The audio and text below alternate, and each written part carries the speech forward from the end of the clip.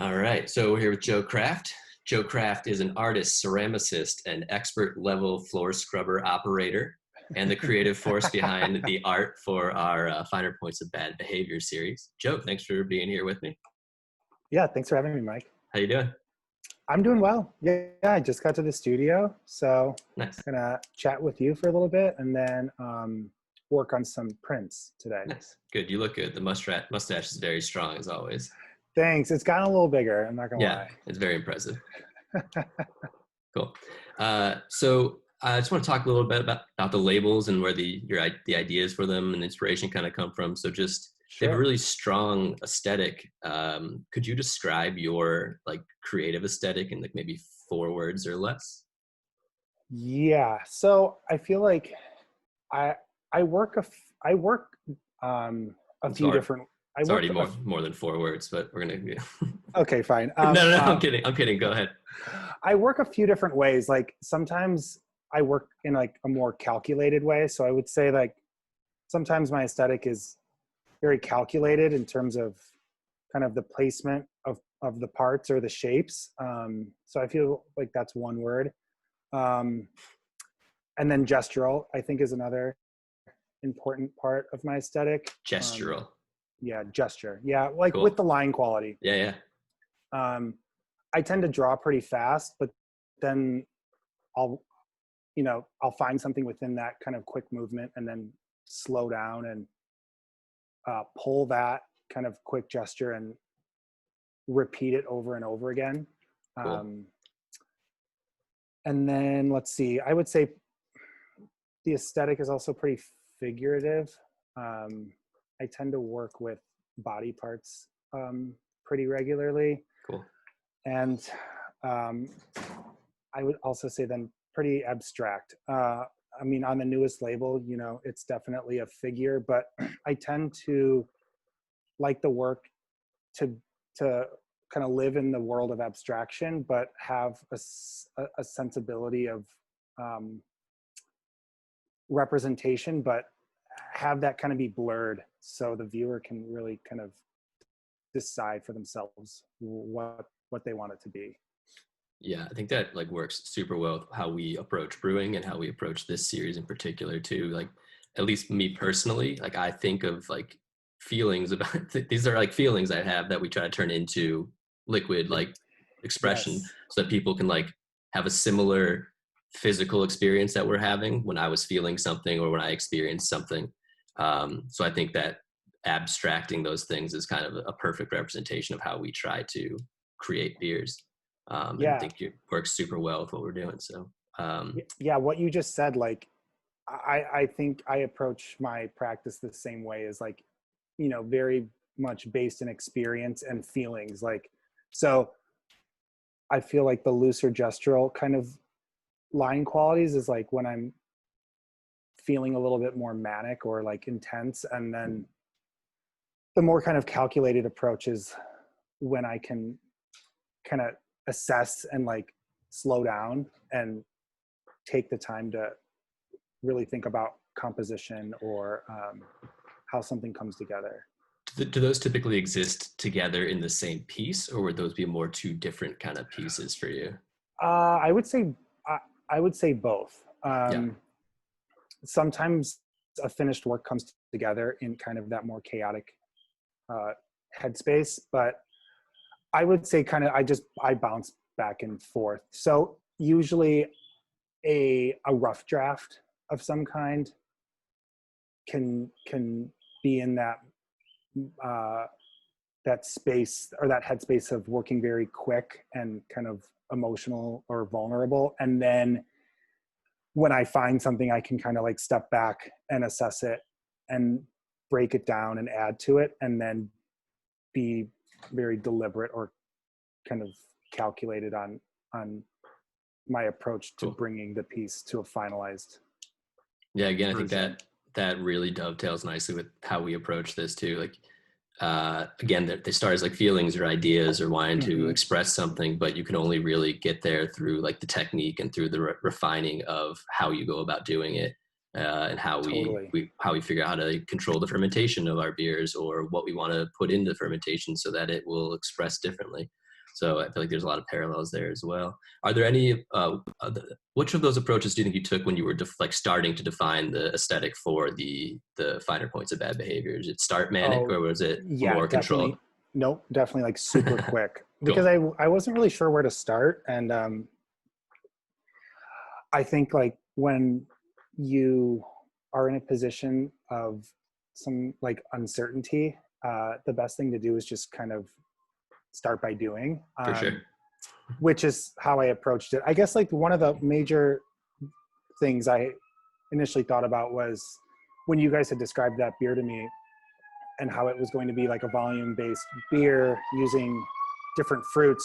I wanted to make sure to incorporate each fruit into the design Yeah. somehow. So, I mean, that was kind of like an apparent thing that I wanted to do. And then, yeah, especially for the first one with the peaches, I just kind of started scribbling on paper until some shapes came together that I felt satisfied with. Nice. Yeah, I mean, we start all these beers. We have no idea what fruit or what Brett's actually going into it. We Really? mash in and we know the base recipe, and the base recipe doesn't Sure. really change that much. But we mash in and then we kind of just see what is really hitting peak season when we're ready to add fruit. So it's like that idea of just starting and figuring it out as like things come to you. And then we Now that you've decide. had a, no, Go go ahead. ahead. Sorry. Just like Now that yeah, go ahead. You go ahead. now that you guys have done a few volumes, do you feel like you have it kind of ironed out on what Bretts you like to use for those beers and with certain fruits? Yeah, I mean so they're all like guesses to start with, right? So Okay. we mash in the base beer, which is the same beer as like Will Be, which is one of our house Yeah. beers. There's a couple tweaks we make to it, but nothing much. It goes through regular fermentation like that one would. But then when we're ready to add the fruit, we transfer it into another tank and put the fruit in. And then when we figure out what fruit is seasonal, that's when I start like going through both my own knowledge and kind of other resources for looking up flavor profiles of what would be good with that particular fruit. So the peach Got it. one, all of them have been Britannomyces so far, and all of them have been fruit. We're not saying it will always be fruit, but the one for the peach is particularly one known for being really like white wine-like. So we thought like a peach, like white wine characteristic. The one for this Meyer lemon beer is known for being really sweet tart-like. And since these beers finish so dry, putting something like Yes, they do. lemon in it can accentuate the acidity of it. So we thought something that would be reminiscent of like candy would help a dry beer not just become unpalatably, acidic or something like that. Sure. Yeah. I think the Meyer lemon beer finishes, I mean, it finishes dry, but it finishes like very calm, Yeah, yeah. there, it, those major notes, you get right in the beginning and it kind Yeah. of tames itself out near the end. I mean, that's kind of something we try to do with all of our beers is have like a nice, like succinct kind of finish, like when it's done. Yeah, you definitely do with that Yeah, one. especially this one. Like sometimes when you're drinking, it just kind of like evaporates into your mouth, and like you don't even like the finish is super short in like a very nice way. Yeah, it Um, doesn't linger. yeah, like sometimes a long finish is nice, but I'm usually more impressed by beers that come in, impress themselves on you, and then kind of just dissipate very cleanly. Um, Hmm. Long finishes are when the flavor is great, it's nice, but I'm more interested in like it cleaning itself up and leaving you ready for the next sip you're going to take. Which So is like, when there's when nothing we you particularly do to get that to happen. It's just kind of the approach that all the things coming together leads to that. Like it's not like we mash at this temperature for that. Just kind of the way we combine things it definitely, works that way. do you find when you add, it's like you're throwing this bread in and this fruit in that you know you get something that you're just kind of displeased with? Not yet. I mean, not yet Okay. in the Finer Points series. We've been pretty happy with all of them. Really excited by all of them too. There is something in brewing where you like once you can't really go backwards, you can only Yeah, go exactly. forwards. You can't Um, erase. Like I can erase a mark, but you can't really go back in the yeah, you can't take things brewing out. process. Yeah.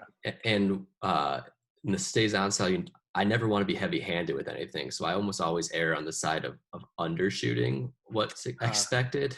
Interesting. Okay. We had one beer where and the beer turned out I really liked, it's called Tree Tipper, where I think we were a little heavy handed with the spruce tips in it. And so it was really spruce dominated. We just redid it and it's like much more subtle. And now I'm freaking out of like, are people going to expect the last one? Cause I like this one Right. better, but now like, and when you do something like this at like a commercial level, not that we're big or anything, but the beers aren't yours anymore, you know? Like I'm not just like making them for me and my friends to drink. They're out there in the world and they Yep. exist in a place that's like for everyone. So Hmm. I don't want to disappoint people. I want to pursue what my creative vision is. I'm the driving force behind it, but I don't want to disappoint someone who really enjoyed the last one and I make some tweak that I like better, but people dislike it. We haven't, It's hard. yeah, we You have haven't an audience redone. to please now, Yeah. And there's a fine and line an between, expectation. well, there's a fine line between like only pursuing what you think your audience expects and then pursuing what makes you gratified creatively. And then I think hopefully you cultivate an audience where part of what they like is that you are pursuing what makes you uh, happy creatively.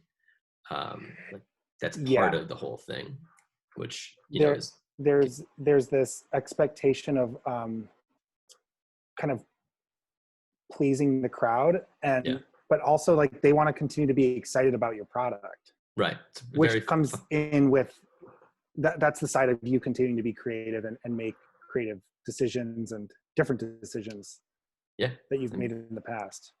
yeah, and that's like we're always going to be a small brewery because we want to hew closer to the like being creative and being true to what our vision of what great beer is, than necessitating, you know, pursuing paths that we don't find as inspiring because we know that they'll be commercially viable.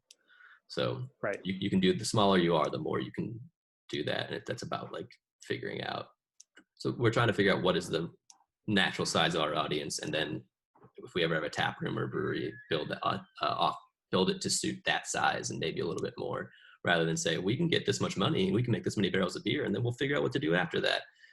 Yeah, I think that's always a bad idea. It's like when breweries, take on much, like take on way more than they should, and then they end up just having this like very large kind of space that doesn't fill with a lot of people. I don't know. I feel like it's so popular for breweries to all follow this kind of same kind of design or tradition in their tap rooms, where it's like this like very large industrial open space, and Yeah, which I think can be nice for like bringing in community, and that's like important within the beer industry and trying beers together. But I think there's something to be said for like being uh, very conscious on like how you're developing and what yeah. kind of community you want to bring together. Right. Well, the craft beer industry just went through like an insane growth phase for the last probably 8 years, from like, or even maybe Hmm. longer, maybe 10 years. And it just,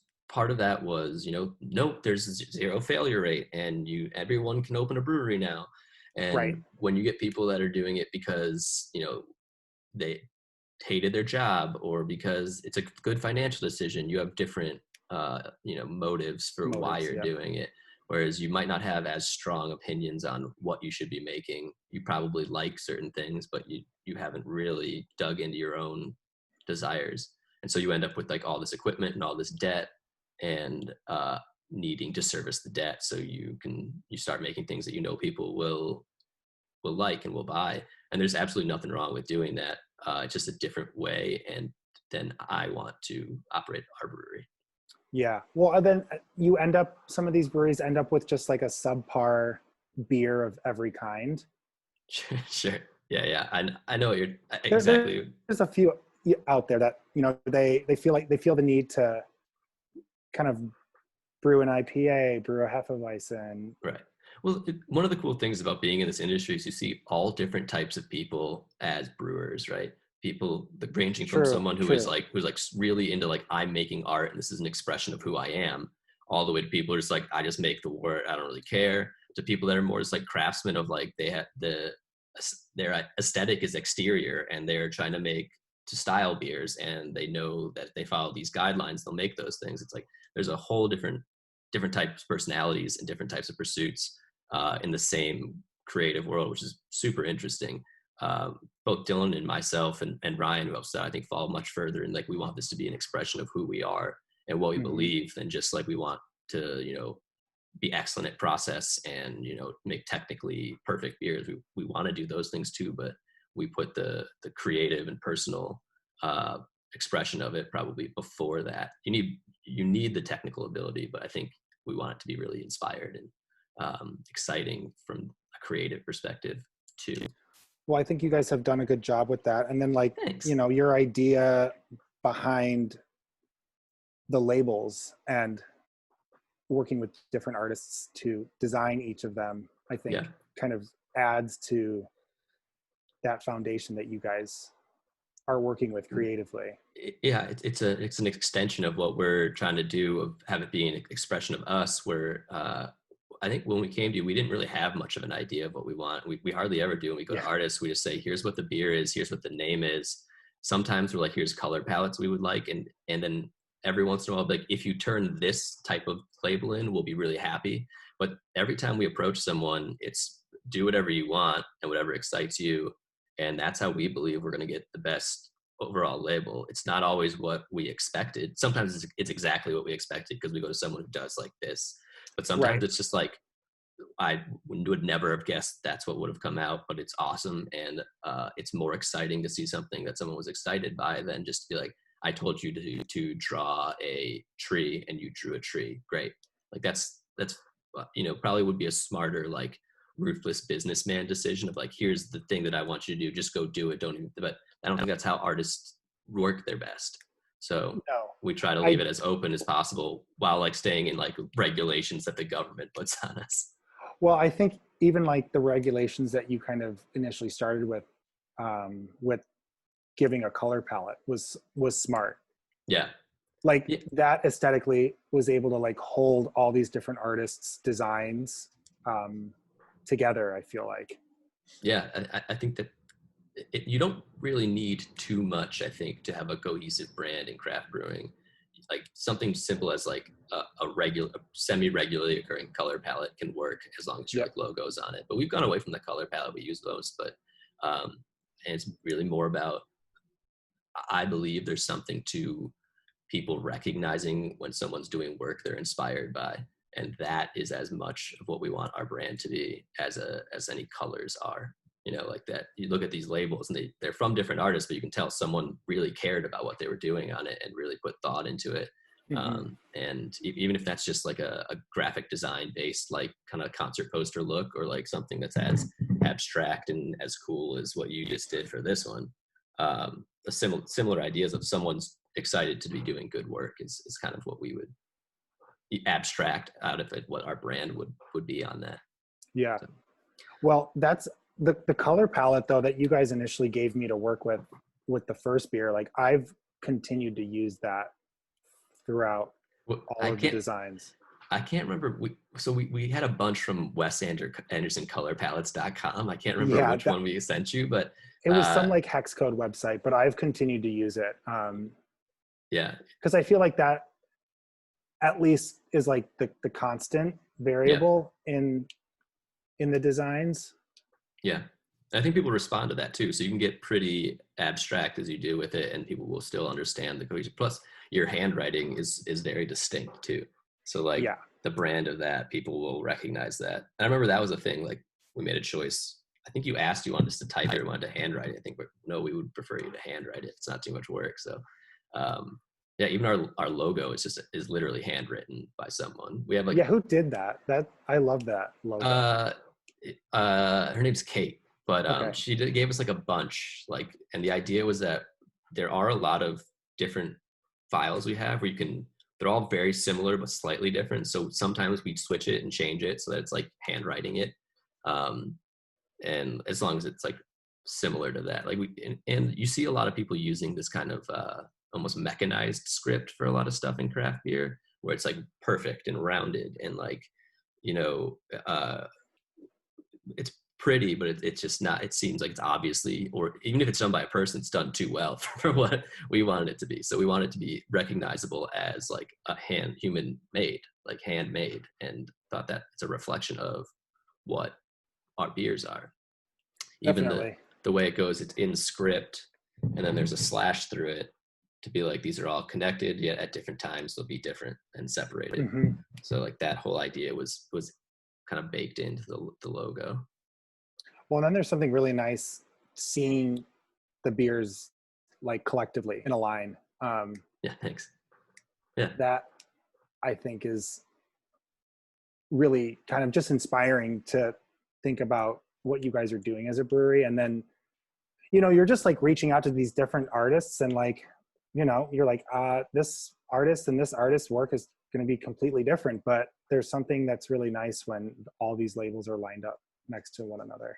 yeah, and like we always do it for what we think will suit the beer itself, because the beers, it's hard to say they have like personalities, but they're different than each other, you know, even all in the same saison world. So we just kind of figure out what the personality of the beer is, and then try to pick an artist we think would represent it well. Well, I think that kind of goes back to like having a feeling, you know, like, Yeah, or a sense on you, something that not can't necessarily be explained, but you know, yeah, you put two and together for a reason. right. And trusting your own intuitions, Yeah. that maybe you're the only one who sees it before it actually happens, but that when it comes fruition, other people will recognize the thing that you recognized as well.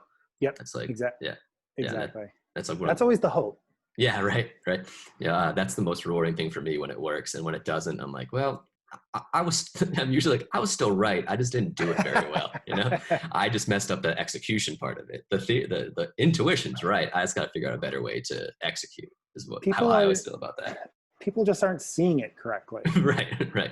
Which is a very touchy thing when you, especially like, there's no like rateart.com. You know, there's like websites for beer where people go on and give you like 1 through 5 ratings, and it can be a real bummer to go on there and be like, man, I love this, and that person really did not like it, and they were kind of mean about it.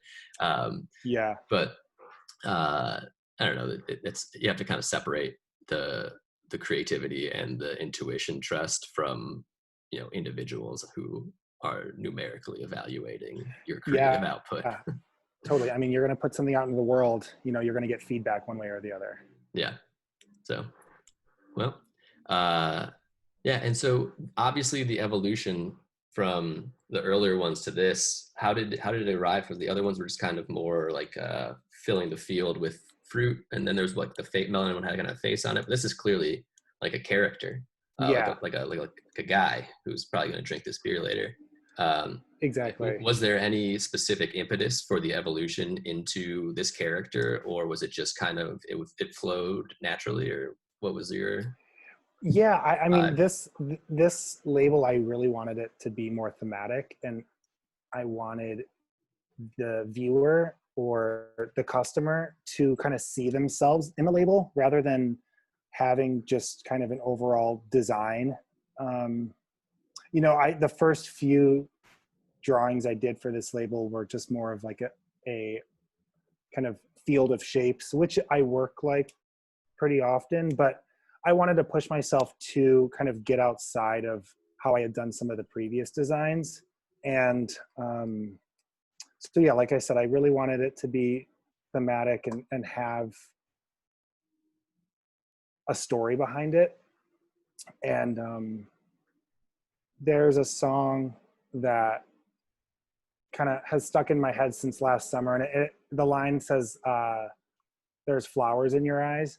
And so I've been, I mean, these are lemons, of course, in his eyes, but that's where that came from. And Very I've been cool. making some other work that's kind of self-portrait like, and I've been drawing the eyes as flowers. So Cool. that was kind of a clear way to kind of move into this design with that idea. And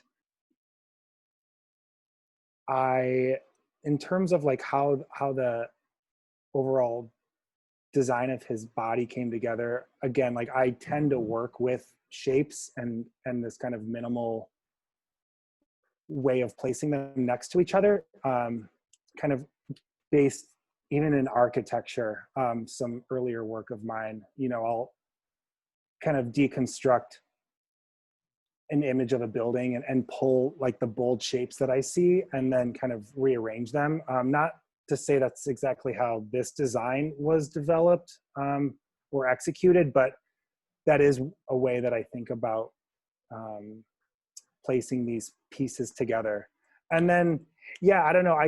The idea of them being binoculars and like in search of something, Yeah, I like I that. found kind of just funny. And then, yeah, for this label, I really wanted to, the lines were a lot bolder. Like in the past, I've worked with thinner lines. So I wanted the lines to be bolder and more like graphic and in your face. And then I had just drawn, back to like working really quickly, I had just drawn this squiggly line that ended up breaking right over his glasses. And I was like, oh, that could be cool if I could incorporate that and then have two different colors for the background of the bottle. So in the past, I've just, chosen one color, but this way, like kind of appears that he's underwater maybe. Yeah, definitely. Which I liked, and his hat kind of then is just floating on the top. Yeah, it's very cool. I definitely get the vibe that he's underwater. It's some sort of So like yeah, which like that a was kind of a iceberg of a happy, hat. yeah. So Yeah, that's those are the happy accidents that come when I'm working really fast and not overthinking it. yep. And something just aligns itself in a way that, or I notice it and I think it has potential. Yeah, it's a super cool label. It's probably my favorite label we've done yet. Don't tell any of the other artists or any of your previous works, but yeah, I really love it. What was the name of that song? It's called Flowers by, let me pull it up. Let's see here. Golden Days. Golden Days. Yeah. I'll have to check that out. But yeah, ever since then, I just kind of think about when I make these kind of self-portrait pieces, like what am I seeing or what are you looking into? So I think a lot about, yeah, again, it kind of goes back to feelings and some sort of vulnerability. Not that is exactly what went into this design, but overall in my approach to making work, I think a lot about how I'm feeling at the time. Yeah, definitely. That's it seems silly to say it about beer, but that's certainly what we do. Like how we feel and like at least capturing feelings from like a different time. Like one of the beers we just made was about a feeling I had when I was in France drinking a specific beer. So we did some work to recreate similar things to what that beer tastes like, but then also evolve it into something more personal. It's called Good Sitter. So that's a fun Oh one. yeah, that label's nice. Yeah, that's someone who we're just like, hey, if you turn in this chicken, because a good sitter is like a chicken that's like a hen that sits on the eggs really Yeah, well. And right. so we're like, hey, this is kind of more of a like straightforward idea for the name. So if you do this, that'd be great. But again, you can do whatever you want. She's just like, no, I draw chickens really well. And then just she has like a beautifully perfect chicken, little like textured background. And like, we realized the second like just flat bird image we've done, not on purpose, but What was the other bird image? the other one, Wilby, has like a duck on it with Oh yeah, like those like yeah. hands underneath. So it's like Mm-hmm. it's a little bit different of a vibe, but it's also just like a profile of some sort of bird, which Yeah. we might just keep doing. I don't know. It was the right thing at the time for each of those. Well, and that's kind of how like things ultimately become part of your identity. Like you start somewhere and then it kind of snowballs. Right. And we specifically like using a bunch of artists was part of the effort to be like, we're not sure what the visual identity of is yet. And I'm not even really comfortable with like letting one singular person define it. So Yeah. we've been talking to people about being like the in-house artist and things like that. And part of it was like we really couldn't afford it, and I didn't feel comfortable with one person getting to define all of it.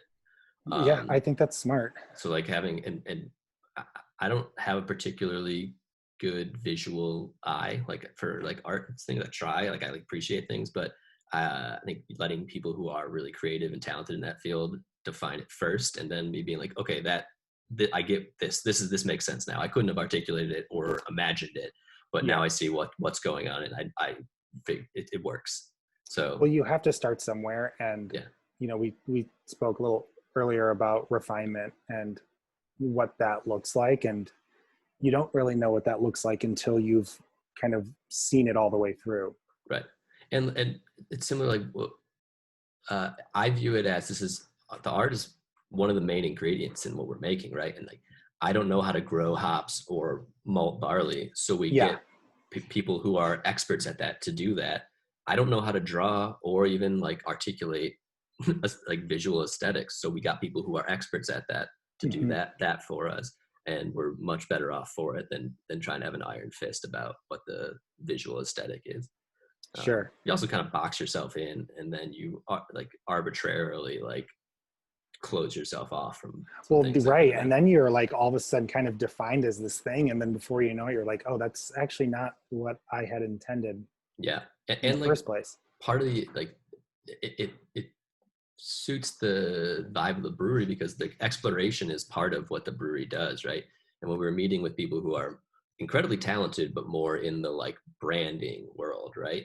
It all seemed very closed off, and which is important for some brands, but for us it's like this is didn't make sense to me to like kind of close things off and box them in like here's the singular color palette we use to brand, here's our one logo, like um it made more sense and was more reflective of what I thought our brewing philosophy and our business philosophy was to not have those things and have it not like an anti-brand, but the idea that it's going to change and evolve, um, and it's not any one thing over the course of time was the idea that we wanted to push rather than like here's a very beautifully made logo, which I love brands that have things like that. It just wasn't Yeah. for us.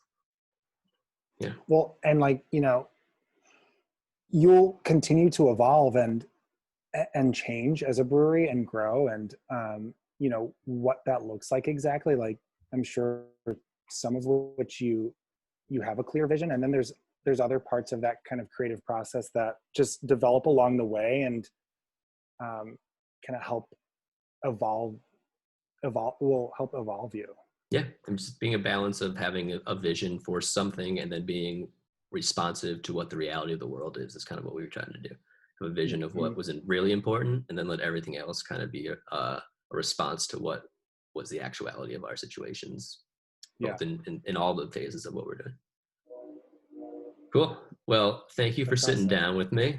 Yeah, thank you, You, Mike. you want to do a few quick short answer questions just for fun? Sure, All right. sure. Okay. Uh, fast questions, fast answers. You Okay. ready? Yep. All right. What is your favorite non-is-was adult beverage? I would say Half Acre. Half Acre. Nice. What is your all-time favorite artist in any medium? Big one. Ooh, Yeah. um,